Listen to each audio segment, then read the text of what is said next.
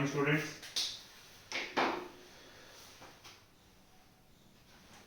Last जो हमने chapter पढ़ा था वो था कैपिटल स्ट्रक्चर।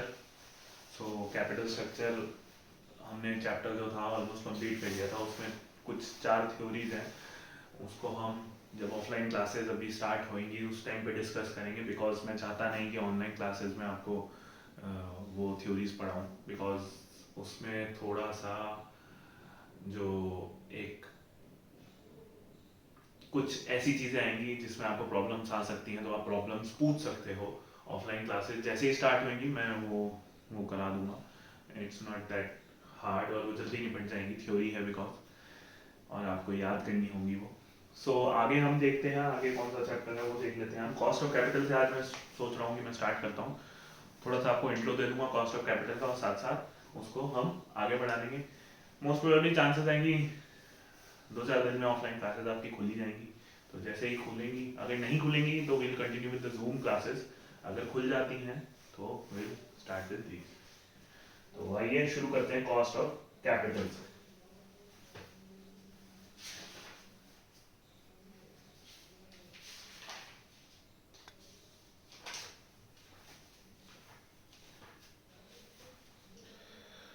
होपफुली जो आपके इंटरनल्स थे वो बहुत अच्छे गए होंगे, आपको कोई उसमें दिक्कत नहीं आई होगी।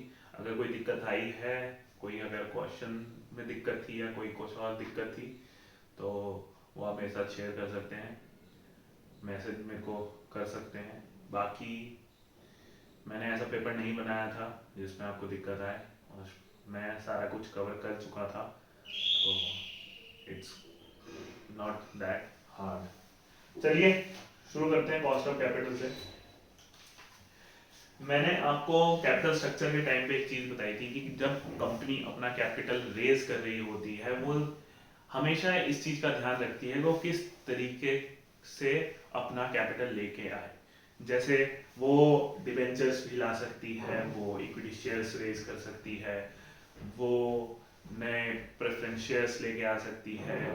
सो जिस भी तरीके से वो कैपिटल को रेज करेगी, उसे रेज करने के लिए कुछ कॉस्ट जो है वो उसके अंदर इनकर होती है, और जो कॉस्ट लगती है उस कैपिटल को रेज करने के लिए उसे ही हम कहते हैं कॉस्ट ऑफ कैपिटल। तो किसी भी कैपिटल को रेज करने के लिए, किसी भी कैपिटल को फंड्स जो हम हमारी कंपनी है उसको लाते हैं, जो हम उसको करने के लिए जो भी आपकी कॉस्टिंग लगती है उसको हम कॉस्ट ऑफ कैपिटल में काउंट करते हैं। सो आइए देखते हैं बुक क्या कहती है, कॉस्ट ऑफ कैपिटल क्या होता है। Cost of capital is a concept having manifold meanings. बहुत अलग अलग डिफरेंट मीनिंग्स दिए हैं, हर एक ऑथर अपना अलग तरीके से एक चीज को डिस्कस करता है, अलग अलग तरीके से उसे समझाता है। तो हर एक ऑथर ने अलग तरीके से ही कॉस्ट ऑफ कैपिटल को भी एक्सप्लेन किया हुआ है। The concept of cost of capital can be explained in terms of opportunity cost of capital. ठीक है, cost of capital is also viewed as a borrowing rate. In this sense, cost of capital may be termed as lending rate. Basically, देखिए होता क्या है, मैंने आपसे अभी आपके साथ डिस्कस करा कि कॉस्ट ऑफ कैपिटल वो है जिसको जब हम कैपिटल को इनकर करेंगे तो उसमें हम कुछ पैसा इन्वेस्ट करेंगे। अगर हम कहीं पे मतलब कहीं से हम पैसा लेके आ रहे हैं तो हमारे को उसके लिए कुछ पैसा चुकाना पड़ेगा, उसको लाने के लिए कुछ ना कुछ देना पड़ेगा। सो जो देना पड़ता है, एक तो हम उसे कहते हैं कॉस्ट ऑफ कैपिटल। दूसरे तरीके से देखा जाए तो कुछ ऑथर्स ये भी कहते हैं कि अपॉर्चुनिटी कॉस्ट जो है, जो हम मिस कर रहे हैं एक कैपिटल को लाने के लिए, जो भी अपॉर्चुनिटी कॉस्ट है जिसके लिए हम इस कैपिटल को लाने के लिए उसे मिस कर रहे हैं, उसको कॉस्ट ऑफ कैपिटल कहते हैं।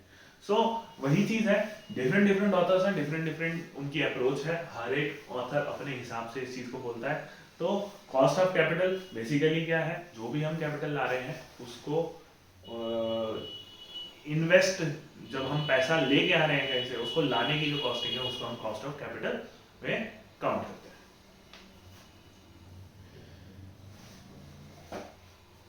आगे देखते हैं, एजम्पशंस हैं, कुछ थ्योरी हैं जो उनके अकॉर्डिंग उसमें कुछ एजम्पशंस लिए हैं। Firms business and financial risk are unaffected by the acceptance of financial financing of projects. Business risk measures and variability in operating profit due to change in sales. Financial is determined by financial decisions. That is, ये सब आप पढ़ लेना, कुछ इसमें खास नहीं given. Importance of concept of cost of capital. क्या importance है cost of capital की, हम उस पर आ जाते हैं directly.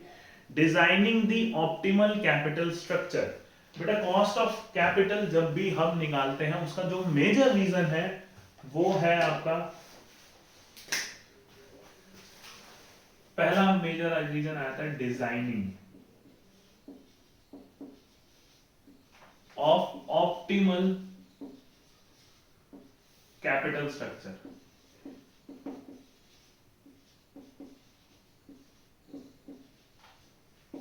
कि हम जो कैपिटल स्ट्रक्चर बना रहे हैं, हम जो कैपिटल स्ट्रक्चर सोच रहे हैं कि हम इधर पैसा इन्वेस्ट करेंगे, हम उधर पैसा इन्वेस्ट करेंगे, उस चीज को करने से पहले हम क्या करते हैं, कॉस्ट ऑफ कैपिटल जज करते हैं कि हमारा कॉस्ट ऑफ कैपिटल कितना है. अगर कॉस्ट ऑफ कैपिटल ज्यादा होगा तो हम उस कैपिटल स्ट्रक्चर को अपने अंदर इंक्लूड नहीं करेंगे, अपनी फर्म्स के लिए इंक्लूड नहीं करेंगे उस कैपिटल को. सो हमेशा ध्यान रखें कि हमारा कॉस्ट ऑफ कैपिटल क्या है. ठीक है, आगे अगला पॉइंट देख लेते हैं. अगला पॉइंट आता है असिस्टिंग इन इन्वेस्टमेंट डिसीजंस. असिस्टिंग इन इन्वेस्टमेंट डिसीजंस. इन्वेस्टमेंट डिसीजंस में असिस्ट करना, उसे हेल्प करना. कैसे आप उसे हेल्प कर सकते हैं, उसे असिस्ट कैसे कर सकते हैं इन्वेस्ट करने के लिए. देखो बेटा, मैं अभी वही चीज आपको बार बार फिर से वही चीज को दोहरा रहा हूं बार बार कि जब भी हम कैपिटल लगाते हैं, हम कैपिटल क्या है, हमारा क्या है, इन्वेस्टमेंट है. एक कंपनी इन्वेस्ट करती है और दूसरे के लिए क्या है, वो फंडिंग है. ठीक है, एक तो इन्वेस्ट कर रही है और एक फंडिंग ले रही है, एक पैसा दे रही है, एक पैसा ले रही है. तो जो इन्वेस्ट कर रहा है, जो पैसा इन्वेस्ट कर रहा है किसी कंपनी के अंदर, उसे भी तो प्रॉफिट चाहिए. और अगर उसे प्रॉफिट चाहिए तो वो क्या है, वो भी क्या है आपका इन्वेस्टमेंट डिसीजन. तो कॉस्ट ऑफ कैपिटल हर जगह है कि हमारे को कितना पैसा मिलेगा, वो इन्वेस्टमेंट डिसीजंस में आपका हेल्प करता है. ठीक है, नेक्स्ट आ जाता है helpful in evaluation of expansion projects.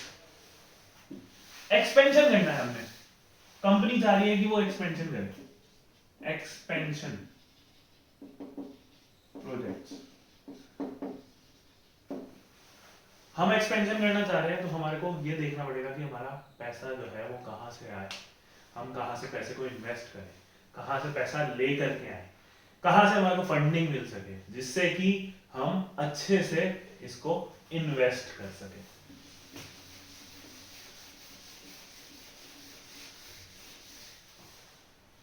अगला पॉइंट आ गया आपका helpful in evaluation of expansion projects. वही हो गया ये पॉइंट. अगला है rational allocation of national resources. Rational allocation of national resources. Rational allocation, rational allocation का मतलब क्या है, the concept of cost of capital is important for national economy as well as it since it provides the basis of optimum allocation of financial resources. Basically हम किसी, अगर हम cost of capital नहीं देखेंगे, हम ये नहीं देखेंगे कि कहां से फंडिंग में हमारे को फायदा हो रहा है, कहां से फंडिंग में हमारे को फायदा नहीं हो रहा है, तो शायद ऐसा हो सकता है कि उससे हमारी नेशनल इकोनॉमी पे भी असर पड़े. क्यों? क्योंकि हम तो नेशनल रिसोर्सेज का यूज कर रहे हैं ना. हम पैसा जो है, वो फंड जो है, वो जो है वो किसका यूज कर रहे हैं, पूरी इकोनॉमी का, देश का पूरा यूज कर रहे हैं ना. तो वो नेशनल रिसोर्सेज है. और अगर नेशनल रिसोर्सेज का हम यूटिलाइजेशन कर रहे हैं तो उसे हमारे को ऑप्टिमम कैसे यूटिलाइज किया जा सकता है, इसी वजह से हम कॉस्ट ऑफ कैपिटल का यूज करते हैं. ठीक है, अगला आता है evaluation of financial performance of top management. Evaluation of financial performance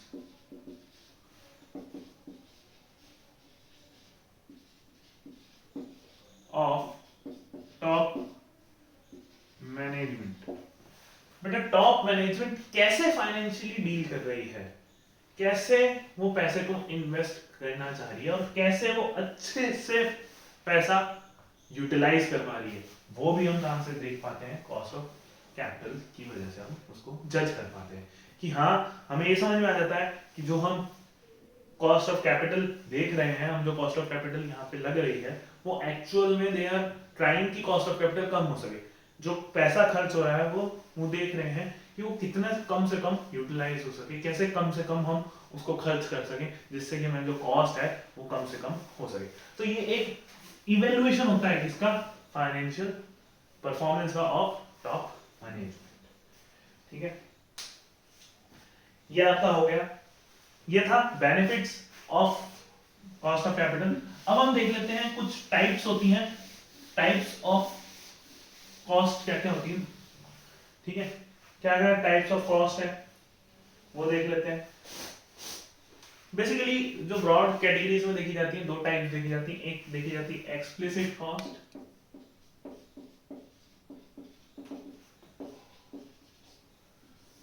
और एक होती है आपकी इम्प्लिसिट कॉस्ट। हम दो कॉस्ट्स को यहाँ पे देखते हैं, एक होती है एक्सप्लिसिट कॉस्ट और एक होती है आपकी इम्प्लिसिट कॉस्ट। अब एक्सप्लिसिट कॉस्ट क्या होती है, explicit cost of any source of capital is the rate of return of the cash flows of the financing body. In other words, it is the rate of return the firm pays to procure financing. बेटा ये वो cost है जो कि एक firm पे करती है टू सिक्योर फंड्स, फंड्स को लाने के लिए जो फर्म रेट ऑफ रिटर्न दे रही है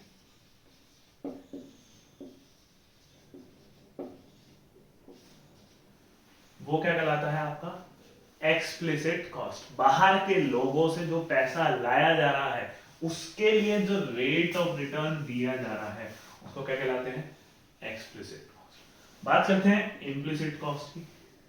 इम्प्लिसिट कॉस्ट देखो, एक्सप्लिसिट कॉस्ट हो गई हम जो बाहर के लोगों को पैसा दे रहे हैं, इम्प्लिसिट कॉस्ट हो गई जो हम अंदर के लोगों के लिए करेंगे, जो हम अंदर के लोगों ने जो फाइनेंसिंग दे है उनको पैसा देंगे, उनको रेट ऑफ रिटर्न देंगे, उसको कहेंगे इम्प्लिसिट कॉस्ट। देखिए मैं आपको बता देता हूं, implicit cost of capital is the rate of return associated with the best investment opportunity of the firm and its shareholders that would be foregone if the projects under consideration by the firm were accepted. It is thus the cost of using the funds. Basically, जो हम rate of return देंगे to the shareholders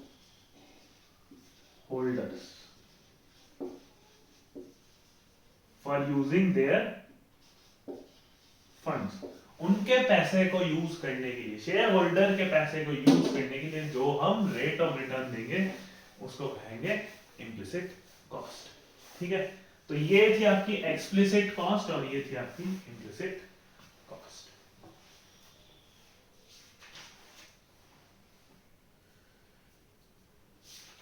अब बात जो major है वो आ जाती है कि ये तो हो गई एक्सप्लिसिट और इम्प्लिसिट, ये तो हो गई ब्रॉड कैटेगरीज, मतलब इसके अंदर अब छोटी छोटी कैटेगरीज आ जाएगी। तो छोटी छोटी कैटेगरीज बेसिकली हम यूज करते हैं फॉर द मेजरमेंट। अब वो हर जो कैपिटल हम लेके आएंगे उसके अकॉर्डिंग बढ़ जाएगी। तो हम मेजरमेंट की बात करते हैं, मेजरमेंट में हमारे पास क्या क्या कॉस्ट आ जाती है। देखो, for measurement of cost of capital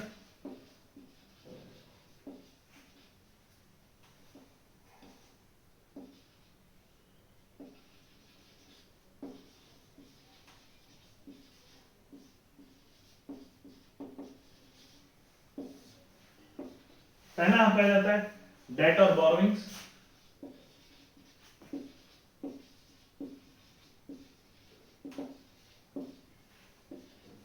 आपने बाहर से जो डेट लिया, बाहर से जो बोरोइंग्स करी, उसकी जो कॉस्ट होगी वो हमारी आ जाएगी किसके अंदर, बाहर से पैसा निकाला तो क्या है, किसके आ जाएगी, एक्सप्लिसिट कॉस्ट के अंदर। फिर आ जाता है प्रेफरेंस शेयर कैपिटल,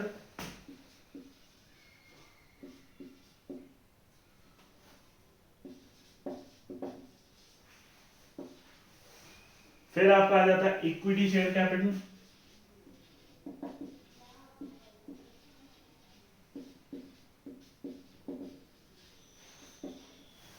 फिर आपका आ जाता है रिटेन्ड अर्निंग्स,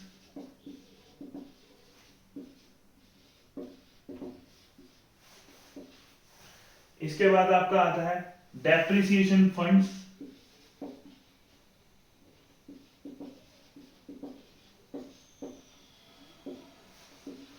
और लास्टली आपका आ जाता है शॉर्ट टर्म क्रेडिट।